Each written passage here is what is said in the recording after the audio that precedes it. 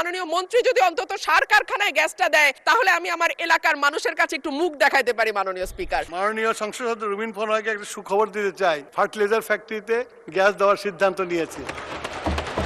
এখন আর কি করা, প্রত্যাহারই তাহলে করে নেই। মাননীয় সদস্য, আজকে আমরা খুব টাইম কনস্ট্যান্টে আছি। মাননীয় স্পিকার, আপনি মন্ত্রী তো বলেছেন যে উনি চেষ্টা করবেন আরো গ্যাসের রিজার্ভ আরো বাড়াবেন। মাননীয় স্পিকার, জ্বালানি মন্ত্রী আমাকে আশ্বস্ত করেছিলেন যে ঠিক আছে, আপাতত যদি হাউস হোল্ডে আমরা নাও দিতে পারি, আমাদের আশুগঞ্জের যে সার কারখানা আছে, মাননীয় মন্ত্রী যদি অন্তত সার কারখানায় গ্যাসটা দেয় তাহলে আমি আমার এলাকার মানুষের কাছে একটু মুখ দেখাইতে পারি। মাননীয় স্পিকার, ধন্যবাদ। মাননীয় মন্ত্রী, সার কারখানায় দিবেন আমি কিনা? মাননীয় সংসদ সদস্য রুবিন ফরহাকে একটা সুখবর দিতে চাই যে 1 তারিখ থেকে আমরা, যদিও বিদ্যুতের উৎপাদনে আমাদের ক্ষতিগ্রস্ত হবে, তারপরে দেশের কৃষির কথা চিন্তা করে আমরা 1 তারিখ থেকে ফার্টিলাইজার ফ্যাক্টরিতে গ্যাস দেওয়ার সিদ্ধান্ত নিয়েছি।